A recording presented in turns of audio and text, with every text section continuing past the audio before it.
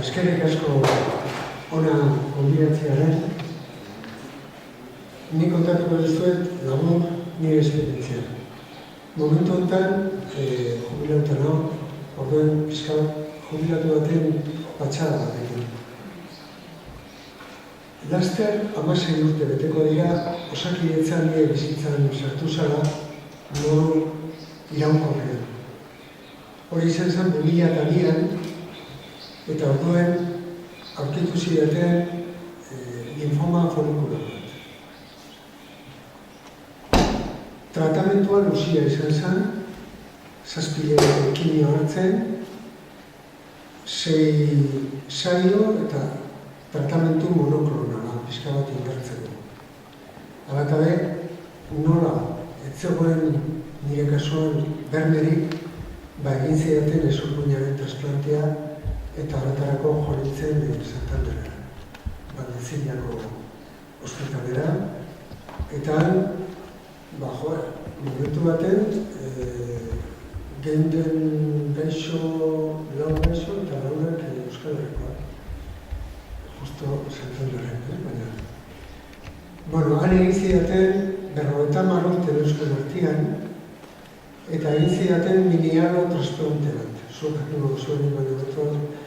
Eta antzaren nik esan, ze diferentzia dago transplante normal bat eta minialo transplante baten artean. Eta bi emakume medikuk esan zidaten. Zure karmentak dio 50 urte dituzula, eta orduan ia adin horrekin ezin da transplante normal bat egin behar beste modu batekoan, pixka bat suabiagoa. Orduan, surte handia izan nuen, eta familian bertan aurkitu nuen emailea. Nire arreba bat, Astiena, Fatima. Guztira, 2 urte igaro ziren berriz lanera itzuli arte. Denbora hartan, Osakidetzako profesionalek ezinago hobetu zaindu dituzten. Ez bakarrik ni, ingurukoak egoen. Bai medikuak, bai erizainek eta pertsona guztiak sekulako mimos zaindu dituzten. Hematologarekin bereziki, batezbe hematologarekin egin nuen lanik, sorte ikaragarria izan nuen, ze oso komunikatzaile hori zen, eta gizon horrek beti ematen zidan ikuspegi praktiko bat, gero nik neure bizitzarako beharko nuen, ezta? Behar bada, adibidez, Valdeziñan mediku batek, mediku ona, baina harek eman zidan ikuspegi profesionala, esan zidan. Zure meditasuna segurazko ez da osatuko. Eta orduan komentatu, bueltan tarteka egitzen Santanderren, Galdakaon, eta itzegin nuen nire medikoarekin horrekin Jesus egin, eta berak esan zen, bai, hori horrela esan deke, baina zu pentsa, badaudela beste pertsona batzuk, jente asko, betiko gaixoen biziko direnak. Nolabait kronifikatu egin zailelako bere zera, ezta? Eta zure kasua be horako txile, horako zera bat izan. Niri hortako komentariak izugarri importanteak iruditzen zitzaizkidan, nolabait ematen zidalako, nire bizitzarako balio zidan perspektiba. Horregatik dinot, hematologarekin sekulako sortu bezan duela. Harrezkero, nire harremana Osakidetzarekin izan da iraunkorra. Batez be, gaixotasunak bigarren mailako ondorioak ekarri zizkidalako, horien tratatzeko. Eta harreman hori Osakidetzan 2 eremutan gertatu dira. Alde batetik Galdakaoko ospitalean eta bestetik Elorrioko ambulatorioan nian bizitzen. Galdakaoko ospitalean minbiziak batez be, minbiziaren tratamentuak eta segurazko medikoak esaten diatenez, transplanteak hezur-muineko trasplanteak, ondorio nagusi bat, bigarren mailako ondorioa, ekarri dit begietan. Begiak erabat zikatu zaizkidago. Begia, agua eta pixka bat nire gorputzaren elementu ezeak guztiak zikatu den zaizkida. Eta momentu batzutan, hainbesteraino, igual pelikula bat ikusten ari naiz, unkitu itienaz, aztenaz negarrez, ipaka egiten dut, baina ez dakat malkorik. Orduen, horrek ekarri dit blefaritisa, begietan. Niraukat blefaritisa, oso malko gutxi, malko zikina, ez dago nahikorik begia garbitzeko, eta horren begiak zikin duten zaizkit, eta horrek sortzen dit horako irritazioa eta zera permanente dut. Hori dela eta hiru hilabetez behin joten naiz Galdakaora. Eta han hiru eremu zapaltzen ditut. Lehenengo erizaintzan joten naiz. Erizaintzan odol ateratzen didate, odol horrekin suero otologoa egiteko. Ze orain tratatzen ari dira nire blefaritisa, hainbat gauzarekin, baina nagusiki nire odolarekin egindako suero otologoa. Eta hori gerri dut hobekuntza. Hor, harremana egiten dut batez ere erizainekin. Hor ez daukat inor euskeraz egiten duenik. Baina oso jente hona da, batzutan estrespean bizi dira, jente asko dago, beste batzutan ez, baina gurekin oso multsuak eta oso kontuak tratatzen ni oso posena ondo jentearekin. Handik joaten naiz oftalmologiara. Oftalmologia da beste eremu bat oso desberdina. Han, laguna goten gara, esan lehik edara gerrako medikuntza, ez da?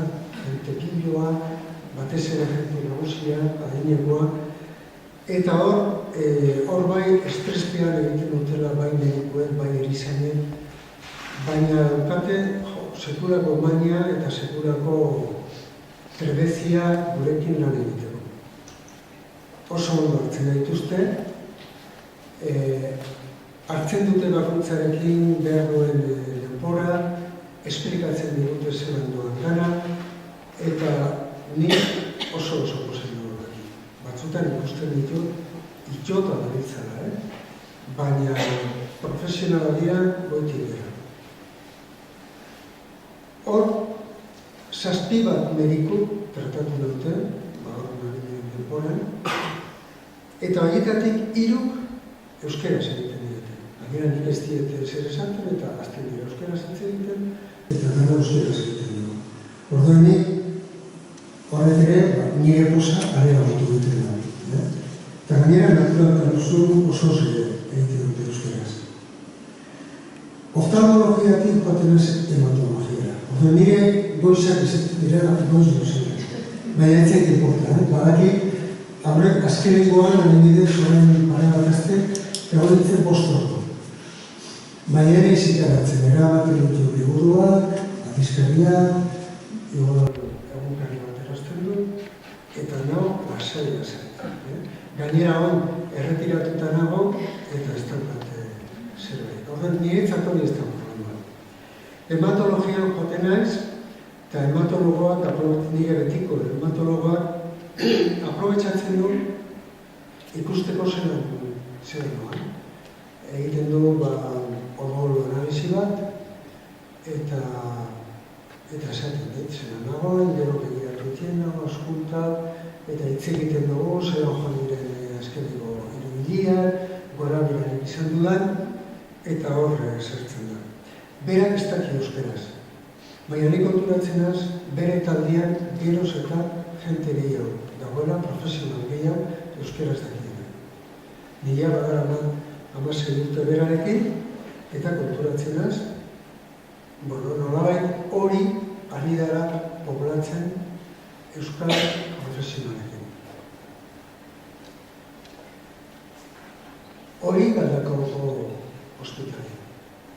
Hori da nolabait genituri, lan potentia egiten dut.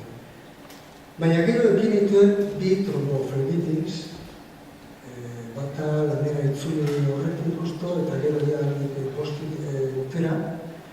Tardoen hori dara eta baina enaz libratzen, eta ja betiko daukat zintron urtu behar. Orduan zintron horrek zan edo, sare berezela ambulatoriara. Ambulatorian daukat, alde batetik medikua, bestetik erizaina zintron kontrolatzeko. 10 urte zero eukidugu mediku bat euskalduna, eta 10 urtez bainire buruak oso posibili gara, profesionaluna zan, komunikatzaile hona eta gainera euskaldun petua. Eta gainera ejertzidu egiten zuen euskaldun moduan, egiten zuen.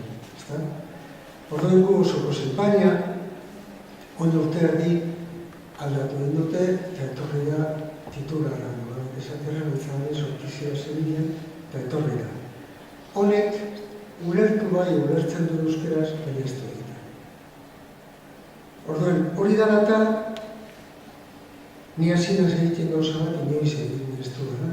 Eta da, jakinda berak ulertzen duela, nahiz eta hitz eginez, ni hitz egiten diot euskeraz, nik hitz egiten dut euskeraz, eta zu espasara gai euskeraz erantzuteko, hitz egiten da beraz, eta orduan importaz bazaizu, eta fenomeno, ia lau aldiz justoen bronkitis batekin egiten ez bueltaka, eta ez dit bat ere trabari jarri. Orduan, bera konturatu barik bihurtu da benarren prest, eta ni hau bezik. Eta konturatu nez, enaiz bakarra hori egiten mediku horrekin elorrion, beste batzuk badakit hori egiten dutena, eta orduan, ari gara, esparru berri bat irabazten, lehen galdutzat ematen genuen esparru hori, eta hori izan eke osakidetzarentzat beste esparru bat lantzeko, eta gainera bat dator Euskaraldiaren orain datorren movimentu honek planteatzen duen praktika honekin. Orduan, hasieran triste jarri ginen, zetorrenak ez zuelako euskeraz egiten, baina orain ez gauden triste. Ari garelako beste zerbait probatzen. Bestetik, zintron dela eta hor etorri da behin betiko titularra da erizain gazte bat eta euskalduna da. Eta gainera euskaraz egiten da eta hor post-poset. Orduan, labur bilduta eta amaitzeko nik esango dut oroan konforme nagoela. Osakidetzarekin daukadan komunikazioarekin. Komunikazioa bi alorretan ulertuta, ikusten dut alegin handia egiten ari dela profesionalak geroz eta hobeto komunikatzeko, empatia lantzeko, era horretako komunikazioarekin, eta baita euskerarekin. Ikusten dudalako gero eta profesional gehiago batez be gaztien artean datozela euskalduna. Eta gainera direla euskaldun praktikantia. Orduan, alde hortatik pozik da. Hala gabe badaukat kezka bat. Eta igual, hemen lekuzkanpo. Baina esan nahi dugu. Ego Euskal Herrian osakidetza eta osasun bidea dira zerbitzurik baloratuenak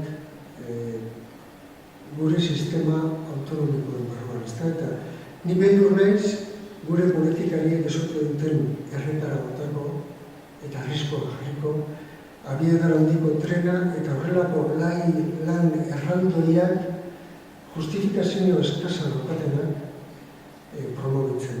Ze azkenien dirutza horiek nonbaitetik ateratzen dira, eta zorra, orain enteronaz, orain dela gutxi, Adifek kriston